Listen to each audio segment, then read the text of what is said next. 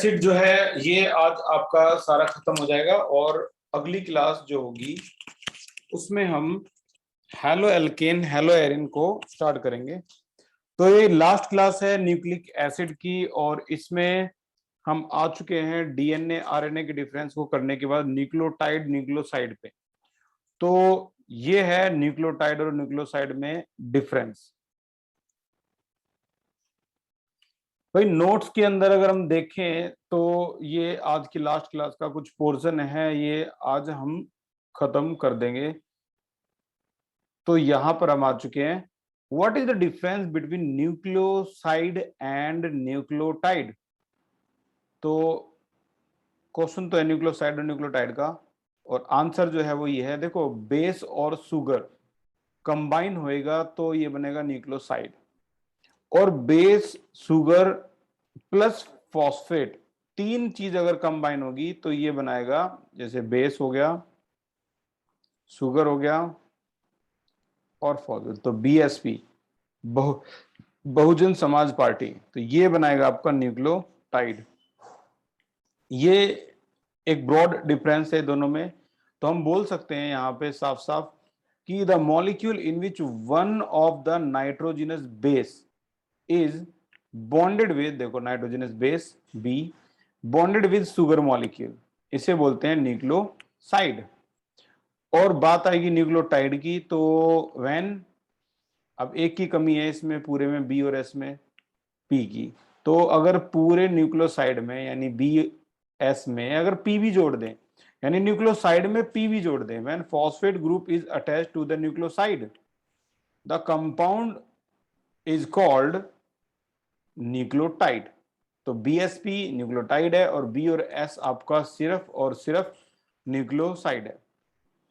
अगला जो क्वेश्चन है, right A short note on phosphodiester linkage. ये आज का सबसे खास क्वेश्चन है।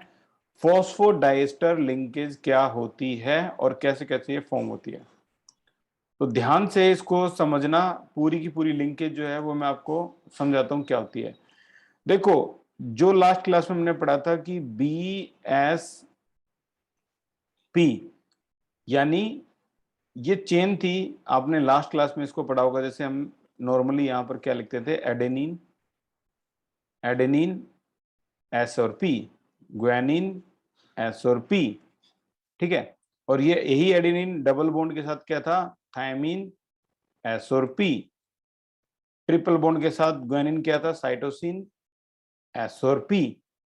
तो अब यहां पर ये डबल बॉन्ड जो है ये सिग्मा पाई नहीं होता। पहली बात तो ये दोनों हाइड्रोजन बॉन्ड होते हैं, एक हाइड्रोजन बॉन्ड ऊपर है, यहाँ यहाँ तीन हाइड्रोजन बॉन्ड होते हैं जिनको ट्रिपल बॉन्ड से शॉर्ट में दिखाया गया है। और ये जो बॉन्डिंग होती है पी और एस के बीच में, ऊपर वाले को नीचे वाले से जो जोड़ती है, इस बॉन्डिंग को बोलते हैं हम फॉस्फोडाइएस्टर लिंकेज। अब यहाँ पे अगर मैं इसे हटाऊं और सीधा क्वेश्चन आ जाए फॉस्फोडाइएस्टर लिंकेज, तो अब हम इसको करेंगे जूम। पी पी यानी फॉस्फेट, जो नॉर्मली आप दिखा सकते हो P double bond O single bond O single bond O single bond O negative negative negative, ये होता है फॉस्फेट, ठीक है। एस यानी पेंटो शुगर, पेंटो शुगर आपको आप दिखा सकते हो इस तरीके से। अब ये नेगेटिव हिस्सा जो है वो अगर अटैच हो जाए किससे, CH2 से, तो ये आपका पेंटो शुगर, ये मॉलिक्यूल को बोलते हैं। जिसमें 5 कार्बन होते हैं उसे बोला जाता है पेंटोज शुगर, ठीक है। तो ये पेंटोज शुगर है, पूरा प्रॉपर इसमें सारे बॉन्ड नहीं दिखाने हैं, नॉर्मली आप ऐसे शॉर्ट में बना सकते हो। तो ये आपका फॉस्फेट है और ये पेंटोज शुगर है। अब ये पेंटोज शुगर ज्वाइन होता है किसके साथ, बेस। तो ये हिस्सा है, इसको भी शॉर्ट में दिखाना है आपको कि ये बेस है। बेस में आपका एडेनिन ग्वानिन कुछ भी आ सकता है, ठीक है। ये बेस इस तरीके से होते हैं। अब ये है बी, ये है एस और ये है पी, यानी हमने बी एस पी ये ऊपर का बना दिया। अब ये बॉन्ड है किसके साथ, फॉस्फोरस के साथ, कौन, एस यानी शुगर। शुगर फॉस्फेट के साथ बॉन्डेड है। तो ये पहला कार्बन, दूसरा कार्बन, तीसरे कार्बन से आपको ज्वाइन दिखाना है। तीसरे कार्बन को अगर आप लोगे तो यहां पर आपका आ जाएगा CH2, ये आ जाएगा आपका किससे, फॉस्फेट है, तो P सिंगल बॉन्ड O, ये बॉन्डेड हो गया इससे, यहाँ डबल बॉन्ड O, ये सिंगल बॉन्ड O और ये सिंगल बॉन्ड O, ठीक है, ये नेगेटिव होगा, जाहिर सी बात है। अब यहाँ पर फिर से ऊपर तो BSP हो गया, अब नीचे BSP दिखाना है, P हो गया, फिर से पेंटोस शुगर, और अब की बार पेंटोस शुगर यहाँ किससे कनेक्ट है, इससे, ये सीधा कनेक्ट है CH2 से, ठीक है। इसको और अच्छी तरह से CH2 इस तरीके से दिखा के फिर से पेंटोस शुगर बना दो, ये आपका पेंटोस शुगर फिर से तैयार, 1 2 3 और ये 4, और यहां पर आपका क्या जोड़ना है, वही बेस, तो ये बेस है, ये शुगर है, यहाँ कार्बन नंबर 1 है, 2 है, 3 है, 4 है और ये 5 है।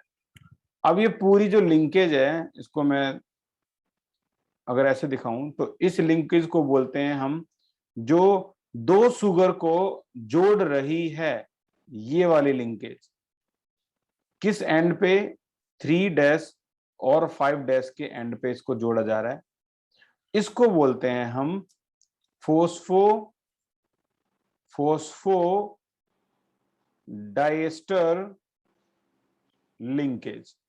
इसी लिंकेज का नाम है जो दो शुगर मॉलिक्यूल को 3 डैश 5 डैश एंड पे जोड़ती है। 3 डैश का मतलब 3 कार्बन, 3 डैश ये 3 कार्बन है, और 5 डैश का मतलब ये 5 कार्बन है, कार्बन नंबर 5, ठीक है। तो ये था आपका BSP, ये वाला हिस्सा, ये था आपका नीचे वाला BSP, ये वाला हिस्सा, तो ये पूरे हिस्से दोनों आपस में जोड़ने हैं फॉस्फोडाइस्टर लिंकेज के साथ। अब इसकी बात आती है डेफिनेशन क्या लिखें, तो डेफिनेशन इसकी क्या बनेगी भाई, इसको आप डेफिनेशन में ऐसे डिफाइन कर सकते हो कि nucleotide are joined together by phosphodiester linkage between 5 dash and 3 dash carbon atom. अब चाहो तो इसको 3 डैश 5 डैश कार्बन एटम बोल सकते हो, किसका, पेंटोस शुगर का, है ना, ये शुगर मॉलिक्यूल है, इसी का ही 5 डैश और इसी का ही 3 डैश यूज किया जाता है, and form a single strand of DNA, और ऐसा करके ये सिंगल स्ट्रैंड जो है DNA का वो तैयार हो जाता है, ठीक है। अब यही बेस दूसरे स्ट्रैंड के साथ कंबाइन होंगे, अगर मान लो ये वाला बेस आपका एडेनिन है तो दूसरे वाला बेस ग्वानिन आएगा, और वहां भी ऐसी ही बॉन्डिंग आपको देखने को मिलेगी। मान लो ये वाला बेस आपका सॉरी एडेनिन है तो यहाँ थायमिन देखने को मिलेगा, और अगर ये वाला बेस ग्वानिन है तो यहाँ साइटोसिन आपको देखने को मिलेगा, ठीक है।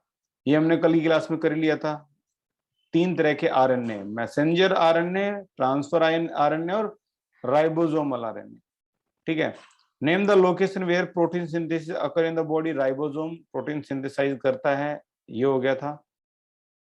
अगला है हमारा question, name which biomolecule act as catalyst, answer है ग्लोबुलर प्रोटीन जो है ये वाला बायोमोलिक्यूल एक्ट करता है कैटलिस्ट की तरह।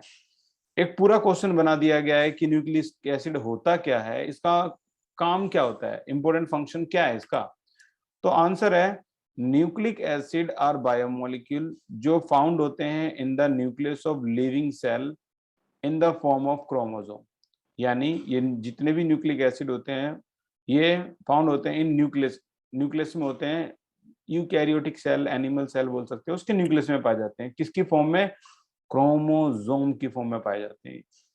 अब इनके फंक्शन क्या होते हैं, answer DNA is responsible for transmission of heredity character from one generation to another। DNA जो होता है वो हेरिडिटी कैरेक्टर ट्रांसफर करता है पीढ़ी दर पीढ़ी।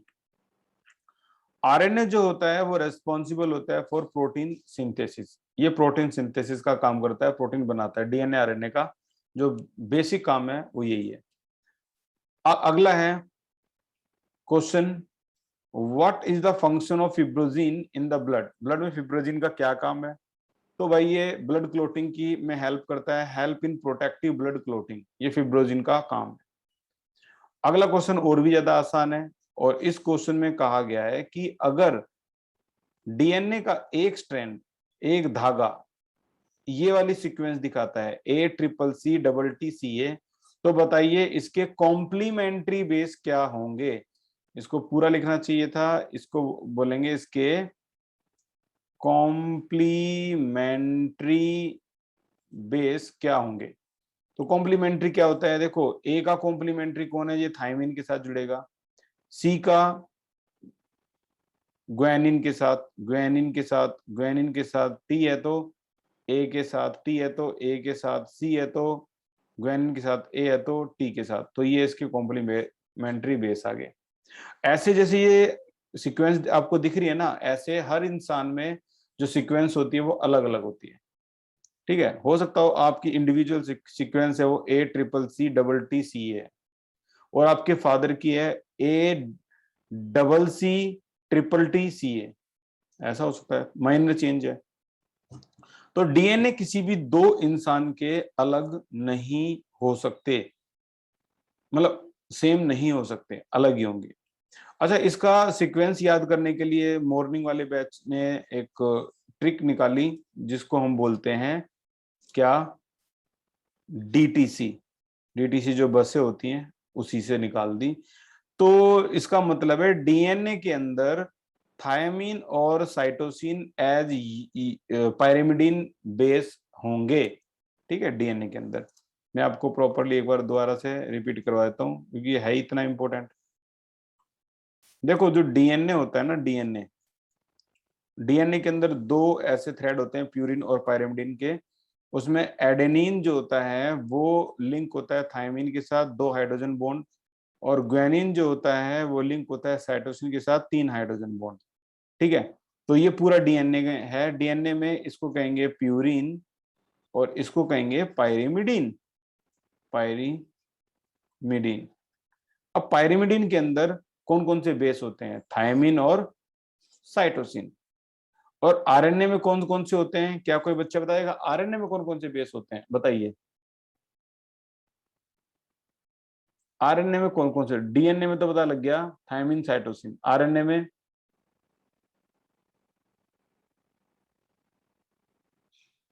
अक्षय ठीक है,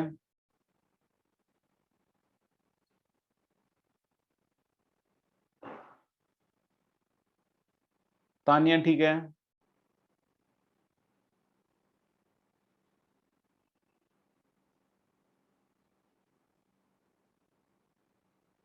और कोई। तो आपको यही चीज याद करने के लिए मैंने आज बताया था डीटीसी, यानी डीएनए में थायमिन और साइटोसिन होंगे, और आरएनए में क्या होंगे, आर, थायमिन की जगह आ जाएगा आपका यूसी। ठीक है ना, तो ये जो है वो आपका आरएनए में होगा, आरएनए में आएगा आपका यूसी।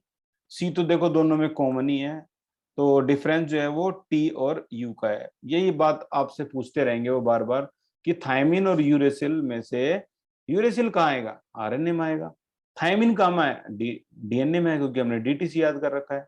तो थायमिन यूरेसिल में कंफ्यूजन होती है, तो इसी को याद करने के लिए ये डीटीसी आप याद कर सकते हो, कभी गलती होगी नहीं। अब इसको आप चेक कर लो, और ये क्वेश्चन यहाँ पर अब आपको आसान लगेगा कि out of two base name below, which one is present in RNA and which one is present in DNA। कौन सा डीएनए में है, आंसर है थायमिन और यूरेसिल है। तो देखो डीटीसी के हिसाब से थायमिन तो आ गया आपका डीएनए में, और यूरेसिल आ जाएगा आपका आरएनए में। इस तरीके से बताना है। अगला है, बताइए बायोकैटलिस्ट किसे कहते हैं। इससे पहले किस चैप्टर में बायोकैटलिस्ट आया था, बताना भाई एक बार, हैंड रेज। इससे पहले किस चैप्टर में बायोकैटलिस्ट आया था।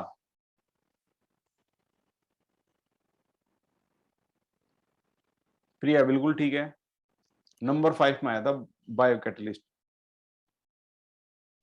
और बायोकैटलिस्ट क्या होते हैं, एंजाइम होते हैं। एंजाइम किससे मिलकर बने होते हैं, प्रोटीन से मिलकर बने होते हैं। तो इसकी रिएक्शन जो डेफिनेशन है ये भी हमने वही ली है, a number of reaction that occur in the body of plant and animal to maintain the life process are catalyzed by enzyme।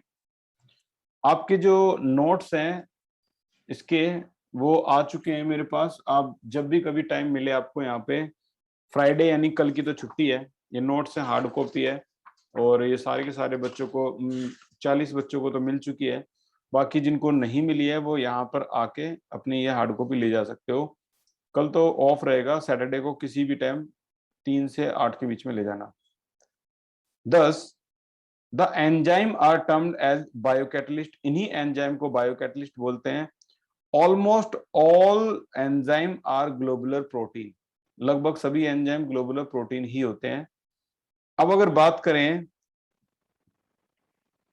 Enzyme, बताओ जो कैटलिस्ट होते हैं वो रिएक्शन को की स्पीड को क्या करते हैं, फास्ट या स्लो?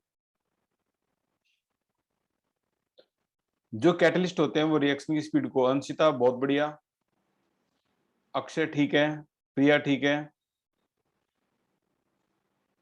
चित्रा ठीक है, आर्यन थोड़ा ठीक है। जो बच्चा बोलेगा ना अल्टर, फास्ट भी कर सकते हैं स्लो भी कर सकते हैं, वो बिल्कुल करेक्ट है। तो अल्टर यानी फास्ट और स्लो दोनों कर सकते हैं, कैटलिस्ट का दोनों काम है, फास्ट भी कर सकता है स्लो। इस केस में कैटलिस्ट जो कि बायो कैटलिस्ट है ये रिएक्शन को फास्ट कर रहा है। तो activation energy for acid hydrolysis of sucrose, sucrose को वैसे एसिड एसिड ना भी लिखो तो हाइड्रोलाइसिस ऑफ सुक्रोज करो तो ये इसमें कितनी एनर्जी लगती है, 6.22 किलोजूल पर मोल। और यही activation energy in the presence of enzyme, enzyme अगर आ जाएंगे तो ये कितनी लगेगी, बस 2.15। तो कहने का मतलब ये है कि एंजाइम या फिर कैटलिस्ट की प्रेजेंस में एक्टिवेशन एनर्जी बहुत ही कम लगी है, 2.15। ठीक है, तो यही फायदा होता है कि हमारे जो एंजाइम होते हैं, कैटलिस्ट होते हैं, जैसे कैटलिस्ट का नाम है बायोकैटलिस्ट, वो रिएक्शन की स्पीड को बढ़ा देते हैं और हमें कम एनर्जी में ही प्रोडक्ट मिल जाते हैं, अपने जो रिक्वायर्ड प्रोडक्ट है। आगे चलते हैं, लास्ट पेज रह गया, ये लास्ट पेज है, खेल खत्म। और इस पे कहा गया है कि बताइए where does water present in the egg go, पूरा क्वेश्चन कर लो इसको, ऑन बॉइलिंग, गर्म करने पर ये जो पानी होता है एग के अंदर वो कहाँ चला जाता है, क्योंकि प्रोटीन का तो हमें पता है डीनेचर हो जाता है। और डीनेचुरेशन किसे कहते हैं, है कोई बच्चा जो मुझे बता सकता है डीनेचुरेशन किसे कहते हैं भाई, डीनेचुरेशन ऑफ प्रोटीन क्या होता है ये, denaturation of protein?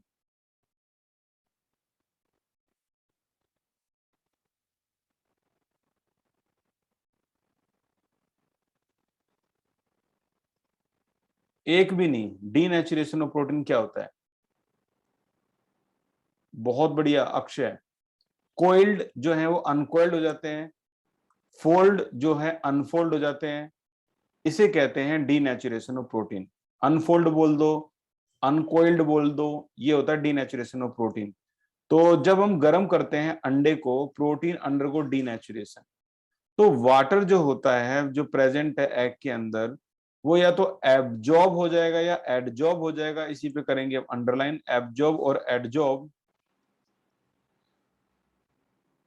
On the denatured protein probably through hydrogen bonding. ठीक है, तो जो पानी होता है ना वो कहाँ जाता है पूछ रहे हैं वो, तो वो या तो एब्जॉर्ब हो जाता है या एडजॉर्ब हो जाता है। ठीक है, डीनेचुरेशन करने पर प्रोटीन पे उन्होंने प्रोबेबली भी बता दिया कि वो पानी कैसे होता है, हाइड्रोजन बॉन्ड बना के। अब अगला जो क्वेश्चन है हमारा सेकंड लास्ट क्वेश्चन पे आ गए, state the function of different type of RNA. तो सबसे पहले है एमआरएनए, मैसेंजर आरएनए क्या करता है, सब हेल्प कर रहे हैं प्रोटीन सिंथेसाइजिंग मशीनरी की। तो messenger carrying the information in a gene to the protein synthesizing machinery, एक हो गया। अगला है टीआरएनए क्या करता है, transfer RNA, transfer the amino acid from cytoplasm to protein synthesizing machinery, ये भी उसी की हेल्प कर रहा है।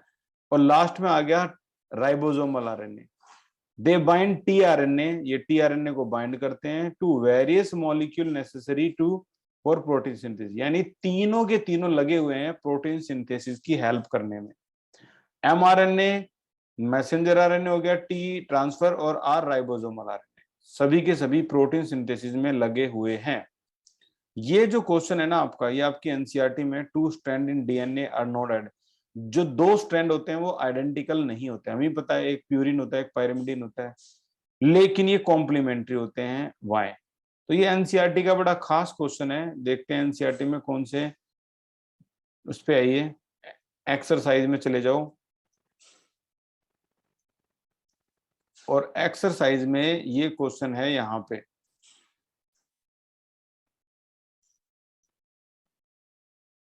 टू स्ट्रैंड इन डीएनए, ये रहा, two strand in DNA are non identical but complementary, explain. तो इस पे आप लगाना इंपोर्टेंट, और ऐसा क्यों बोल रहा है, डीएनए के दोनों स्ट्रैंड जो है वो सेम नहीं होते लेकिन कॉम्प्लीमेंट्री होते हैं, ऐसा क्यों? तो समझना ऐसा क्यों।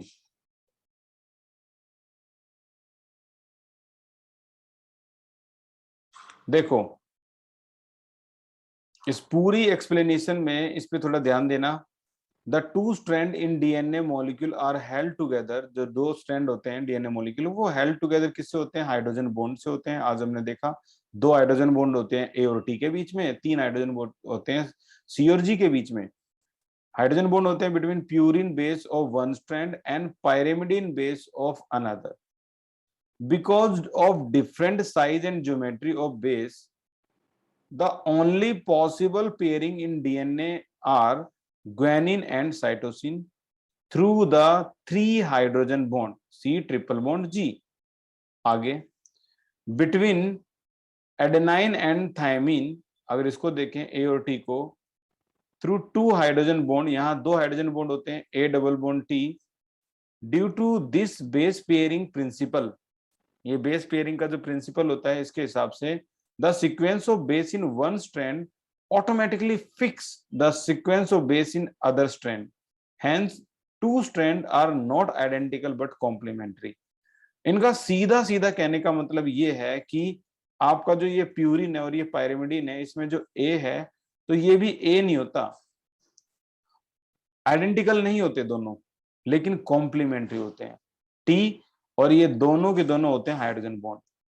तो ये कह रहा है कि जो ये बेस है ना, ये वाला बेस, ये देखो, इसकी ज्योमेट्री जो होती है, geometry of base, the only possible pairing in DNA are guanine and cytosine through three hydrogen bond, और adenine and thymine through two hydrogen bond. Due to this base pairing principle, हम बोल सकते हैं कि ये दोनों स्ट्रैंड आइडेंटिकल तो नहीं है, लेकिन ये कॉम्प्लीमेंट्री हैं एक दूसरे के। ठीक है, एक तरह से आइडेंटिकल के जैसे ही हैं बट आइडेंटिकल नहीं। ठीक है, तो उसको जैसे ही है, उसको उसके लिए वर्ड बोलना हो तो कॉम्प्लीमेंट्री। तो ये था आपका ये पूरा चैप्टर, जिसके बारे में आपने इतनी डिटेल में इसको पढ़ा, और जितने भी क्वेश्चन है इसके, आप इसकी प्रैक्टिस करोगे तो उसमें पता लगेगा। जैसे मैं जो नोट्स है मेरे हाथ में, इसी के कुछ क्वेश्चन मैं रैंडम पढ़ रहा हूँ, तो बताना क्या आंसर आएगा। How many amino acid are present in insulin, बताओ भाई, chat section. How many amino acid are present in insulin? Akshay बिल्कुल ठीक है, बहुत बढ़िया। और मैं तो रैंडम पढ़ रहा हूं इसमें।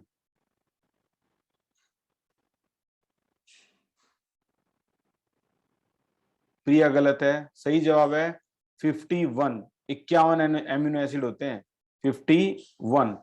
चित्रा बिल्कुल ठीक है, वेरी गुड। अगला question, deficiency of vitamin B, B1 या सिंपल बी, कौन सी डिजीज कॉज करेगा? विटामिन बी की कमी से कौन सी डिजीज कॉज होती है?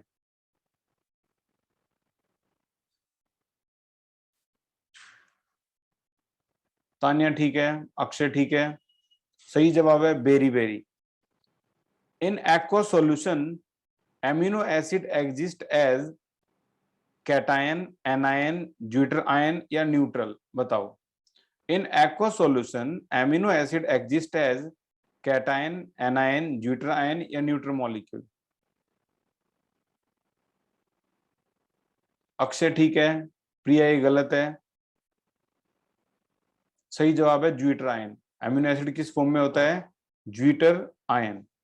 ठीक है, तो लगभग इसमें जितने भी क्वेश्चन है सारे कर दोगे। तो एक लास्ट क्वेश्चन और डिस्कस कर लेते हैं, उसके बाद आज की क्लास होगी खत्म। और अपने नोट्स भी जरूर ले जाना भाई यहाँ से। ये लास्ट क्वेश्चन है। क्वेश्चन है,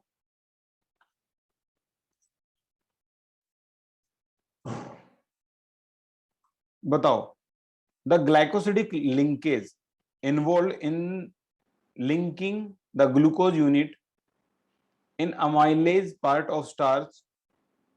तो कौन सी लिंकेज है? C1 C6 C1 C4 C1 C1 C4 C1 C6 C1 C6 बोल रहा है वो beta linkage, C1 C alpha linkage,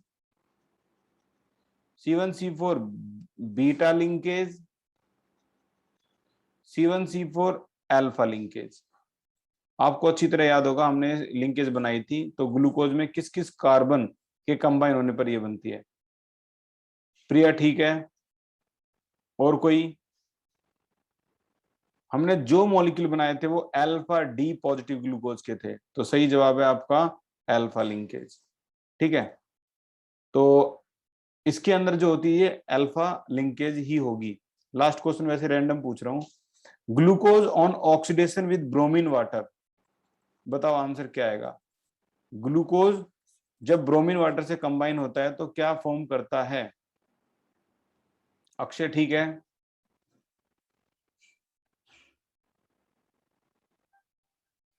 glucose जब ब्रोमीन वाटर से कंबाइन होगा तो क्या फॉर्म करेगा?